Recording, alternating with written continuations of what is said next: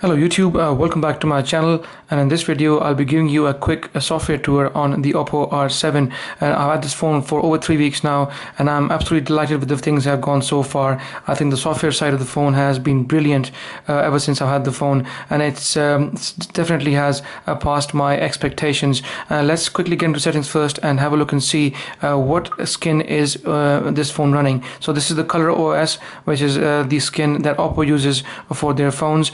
In the past, even though I never had an Oppo phone, but I've been reading a lot of reviews, ColorOS wasn't as established or as stable or as smooth. But now I think things have improved dramatically, and in the Oppo R7 things are running absolutely fine with no issues whatsoever. Even though the phone is running KitKat 4.4.4 and not even a Lollipop, still things are running very smoothly, and obviously the 2.5D glass helps in interacting with the screen, and it's a very nice feeling. And there's been no lag whatsoever. That is very surprising for a phone which is only having a Snapdragon 615 octa-core along with 3 GB of RAM. I think the software side are doing pretty well. Oppo, they've done a really good job, and in my opinion it is one of the best Android skins out there so far. And I don't say this about many skins because Android is laggy in nature in most skins, that even the top tiers, like for instance Samsung, they still have lag on their touchways. LG and the G4 have really worked hard, even though there's an occasional lag here and there. But like Sony for instance, they have done a better job as well from last year. So things are improving for Android slowly but surely. But to see Oppo come up with only a Snapdragon 615 octa-core chipset with 3 GB of RAM and optimizing their software for a mid-range octa-core chipset, I think they've done a brilliant job. And before they released this phone, they did say that they have optimized the software, especially with the Snapdragon 615, and they were not wrong. So far the performance has been brilliant and no lag whatsoever, and the phone is performing like a champion, and to my surprise it has passed my expectations. Okay, so let's get into settings first and show you one at a time what kind of software these people have and what features do we have in this phone. So we have 3 tabs: general, sound, and display tab. And I will start off with, first of all, the general tab. Wi-Fi, network, mobile networks, regular stuff, don't have to discuss this. Obviously Bluetooth. Let's get into more. Obviously at this price range you do not expect NFC, so there's no NFC in this phone, but the normal stuff like data monitor, where you can see if your data limit is there. You can keep an eye on your data usage statistics as well at the same time, like regular normal stuff on other phones. And you can also keep an eye on the internet connection control center. This is where you can specify which app should be used on Wi-Fi and which should be used on mobile data. So this is a very good addition by Oppo. Okay, let's go back here then. The normal regular stuff: Bluetooth tethering, personal hotspot, Wi-Fi direct, and Wi-Fi display. Nothing special here. Okay, safety and privacy. Here you have the screen lock, where you can set up screen lock with a pin or password or complex password or lock screen and things like that. So this is regular generic stuff as well. Okay, nothing here special, so let's get out of here quickly and go further down. In the notification center, I think I personally like this. The reason for that is because this gives you the ability to personalize each app individually to your liking. For instance, if I was to go on say the BBC News app, here you can see it says allow notifications, display on status bar, display on lock screen. So despite the fact this is all by default in Lollipop present already, but these people are obviously customized the software, and even on KitKat they're giving you these options where you can actually allow the notifications to be displayed on the screen or not, in the status bar and on the lock screen. So which is very good. So you can individually set the notifications in the notification center, and all the apps are lined up here that I've installed on the phone so far. And I have installed a lot of apps, as you can see, and despite having so many apps, the phone is superbly performing like a champion.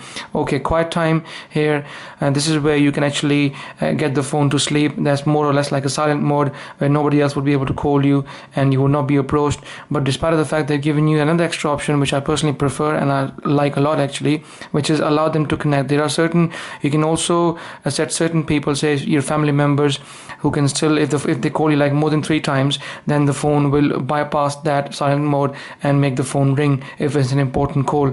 So this is one of the features I love in this, and it's very nice. As the silent mode will be switched off if the same contact call 3 times within 3 minutes, so which is lovely. So it's a nice good handy addition. So you can turn off the quiet time Okay, let's go back and see what else have you got. Location access, nothing special here. Accounts and sync, backup and reset. This is all generic Android stuff. Application management here. Once again, I like the way Oppo have done it. They have got 3 tabs: running, install, and all. And from where you are, you can uninstall it instead of going into the app like on a regular Android phone and then hitting the uninstall button. You can actually uninstall it from here whilst you're on the app in the application manager. And here it shows you running. You can lock them and you can uninstall them or disable them from here as well. So it's more button oriented graphic interface instead of you going individually into the apps and then performing any actions. Okay, default application. Here you can clear the defaults on often people, when you install launchers and stuff, sometimes you press the home button and you will have the launcher come up and the standard launcher come up, and often people struggle to find how to clear the default notifications and application and how to clear the defaults on certain apps. So you can just cross the app and it will clear the defaults on that if you have multiple apps running on the same category. Okay, SIM card settings, it's SIM 2 at the moment. It's a dual SIM phone, so if you put another SIM as well, it will obviously pick that one up as well. So it's a dual SIM phone for a price at £244. Like I said, Amazon.co.uk, I think dual SIM is a very wicked deal. Also, battery and storage. I personally love the battery manager because here you can go in here, you can see the graphical representation as well. It says used 6 hours and 3 minutes, available 11 hours and 40 minutes, and you can turn the normal power saving mode on from here as well. Super power saving, where you can tell it what time it can give you the super power saving mode, automatically activated when the battery is low, and also battery reminder and other power consumption details, which are all here in detail. And you can also have the screen on time as well and everything else in here. Okay, in the memory bit, I also like this pie chart representation of the way things have, the way Oppo have shown things. So the blue line shows is the system of the amount of space the system is occupying. The yellow one is showing the video, the pink one is showing the audio, and the other colors are showing photos, application, other respectively. So it's a good graphical representation of how you can interact with the system, and it is more pleasing to the eyes and more easier for a common man to understand. So I like the way Oppo has done this as well. And all in all, I think personally they've done a good job. It's a nice, it's a heavily customized skin, don't get me wrong, but for a heavily customized skin to give so many features and make sure things run smoothly at the same time is no easy task. We have seen on time after time, again and again, so many brands trying to do that, and every now and then they fail because there's so many features in it that it tends to slow the phone down. But the way Oppo has optimized things is absolutely brilliant. Okay, so let's go into gesture and motion. This is one of my favorite features on this phone. Let's go on to the screen of gestures first. So when the screen is off, you can use these custom gestures to do different things. For instance, double tap to wake up the screen is one of my favorites. I love that. I've got the switched on ready. Draw O to start camera. Now this is one of my favorites. How many times you'll be actually out and about and you will want to turn the camera on and you end up turning the power on, then clicking on the camera. It takes a little while. So these people are giving you this nice beautiful gesture. So let me turn the screen off and show you how this works. So if I just type here 0 on the screen, the camera comes up, boom, straight away without any delay. So this is even though a lot of people might say it's a gimmick, but I think it will give you a good 5-10 seconds you can save, and you can quickly take a photo if you're out and about, if you want to quickly snap a picture. So let's get back into gestures again, off-screen gestures, and here you can control your music as well at the same time. If you listen to music, you can pull it with 2 fingers to still or play or still the track, or you can stop the track, or you can use left arrow and right arrow to move forward and backward at the same time as well, which is absolutely amazing. Also, you have add a screen of gestures. You can add custom screen of gestures as well. For instance, I have set up here M as my launch music, W as my WhatsApp, and launch flashlight with just a slide up. So I'll show you just a couple of them. For instance, let's try sorry, that was a screenshot one. I completely forgot about that. Okay, so if I just draw a line upwards, that will turn the flashlight off, and then we can turn the button on and it goes into the flashlight straight away. I love this. Absolutely, it's so easy to do that as well. And also, if I was to say draw M on the screen, and then it goes straight into my music, and I don't have to go and look for my music first. I can play my music from here straight away. So these off-screen gestures are, I think, really nice. You see them in a lot of Chinese phones these days, including Oppo and others, but apparently for some reason the big brands don't include them, and I think they should, because they don't take much of system resources and they're very handy in your day-to-day usage. Okay, so you also have screen on gestures where you can double tap to lock the screen as well, and you can take a gesture. You can take a screenshot by sliding your three fingers from top to bottom, or bottom to top. So let me show you this. If I was to put my three fingers like that and go like this, there we go. Screenshot is taken. It's very easy as well, and the screenshot can also be taken with the power button and the volume rocker down as well at the same time, like you saw in the video earlier. So I absolutely love that. That's not too bad. Well done, Oppo, once again for giving us these small little things which matter day to day, every day. Okay, in Smart Call now, you can auto answer by motions, switch the speaker by motions, and flip to mute. This is all normal stuff you get in a lot of phones, but they have also included this in the phone as well. Considering the price of the phone, I think Oppo has loaded the phone with lots of features, and it's not too bad. This is the cover mode. Turn on the switch when using phone covers with the viewing window. Oppo do sell them. I haven't seen any so far, but at some point hopefully I'll see the cover mode being switched on once I buy that case, if I keep the phone long enough, that is. So prevent misoperation. If the lock screen is covered, misoperation can be prevented, like accident taps and stuff, things like that, and open things happening openly. Even though I haven't seen this in action so far, any accident misoperation of the screen, but it's there for something for us to look at. This is regular stuff. Date and time, language and input. This is all regular stuff as well. Nothing special. About phone, as you saw earlier in the video, their skin is called ColorOS and uses a KitKat 4.4.4. It's using a Qualcomm Snapdragon 615 octa-core along with 3 GB RAM, and the phone has 16 GB of total space. This is a more simplified version as compared to you see on an Android. You have to go in software information, hardware information. You got different tabs. Here all the information is in one go. You can see the processor, the RAM, the version of the skin, and the Android version all in one place, and the storage space as well, so it makes a hell lot easier. The only slight minor complaint I would have with the interface here, and when you go on setting, is that they got these 3 tabs: general, sound, and display, and there's no other option where you can make a list view like you can, for instance, on an LG G4 phone or a Samsung phone, where you can press the option button here and you can do a list view. That makes a lot more easier. So at times you can get lost and you might be going through tabs to find for a certain option, but I think as ColorOS matures more, it will definitely give us more options, and we should be able to do this at some point in future. Let's go to sound now. Ringtone, message tone, other notifications, normal stuff, dial tone pads, touch sound pads, screen lock pads, and vibration on touch, which I don't like. That's why I got it switched off, so nothing special here. So now let's get into display. Auto rotate screen, battery percentage. I love this because you can turn this on and off. A lot of phones don't actually have this still, and a lot of skins that I know don't actually give you this option, so well done for that, Oppo. Now this one is my favorite, the carrier info. You can actually display the operator logo, or you can display the operator's name, or hide it or show nothing at all on the top left corner. As you can see, I got it set up at the moment on display operator logo. So if I was to say display operator name is 3 networks, so it comes up on the top left, as you can see in the corner there.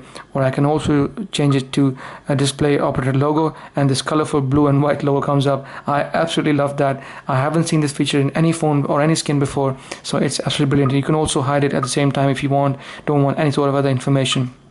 So I prefer the display operator logo. It's much pleasing to the eye, and I like it as well.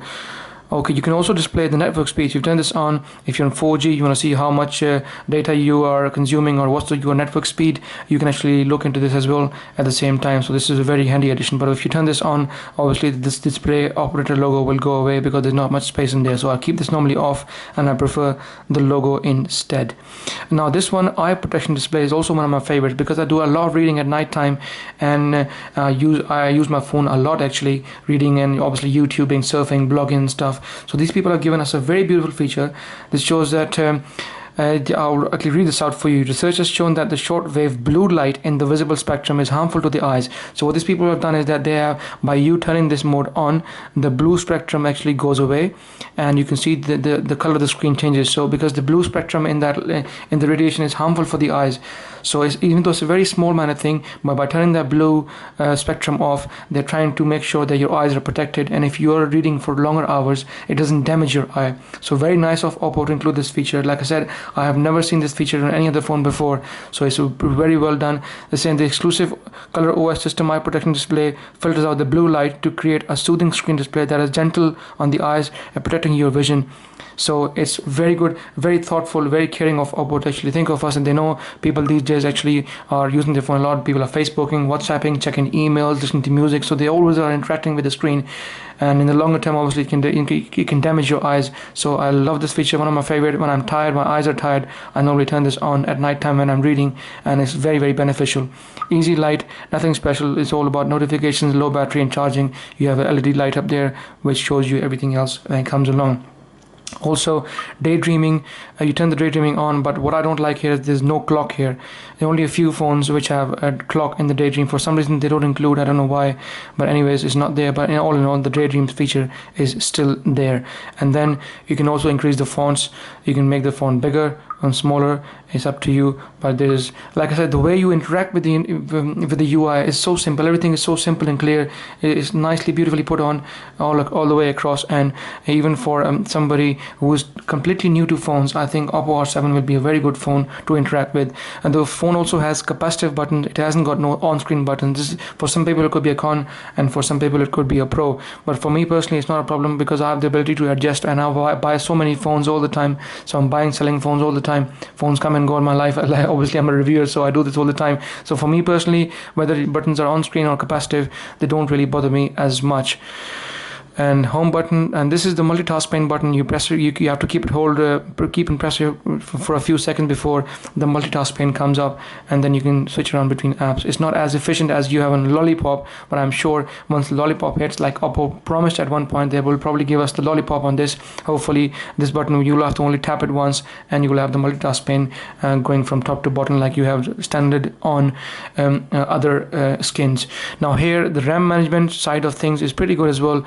Even though when I'm working with the phone, still have always around 600 to 700 to up to a gig of free memory available, so which is always good news for any skin, because if you have more RAM filled up, chances are the phone's going to slow down. But this phone is absolutely amazing. It doesn't slow down. The RAM management is excellent. The software optimizations are beautiful, and for a phone which is less than half the price of any flagship phone out there, I think they have done a very, very good job. I love the beautiful AMOLED screen. The colors are really popping out. I haven't even got this on full brightness yet. I always normally keep it around 60%, and still the screen is so bright and so beautiful. So if I increase say all the way up to top, it can get really, really bright, and I would advise not to do that because obviously it will drain the battery out quicker, and secondly it's not good for your eyes as well.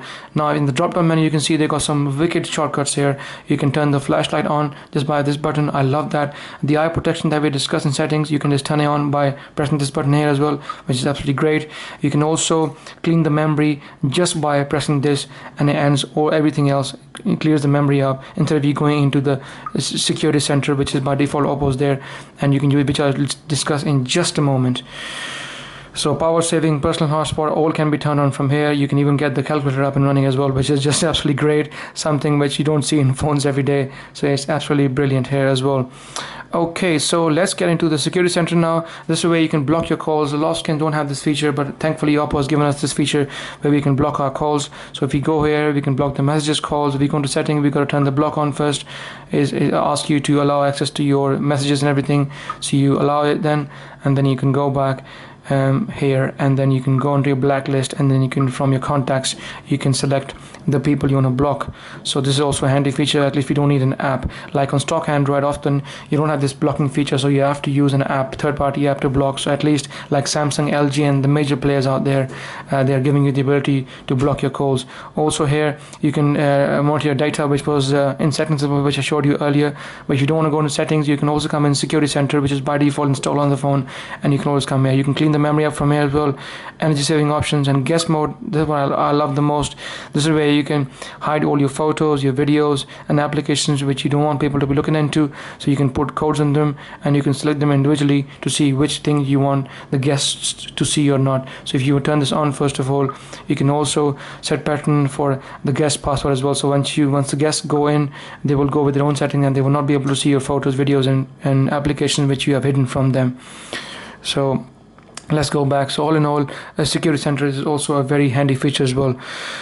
So guys, that's pretty much it. And like I said, this phone is absolutely brilliant for the price. There's no lag in this, and the way they have optimized is beautiful.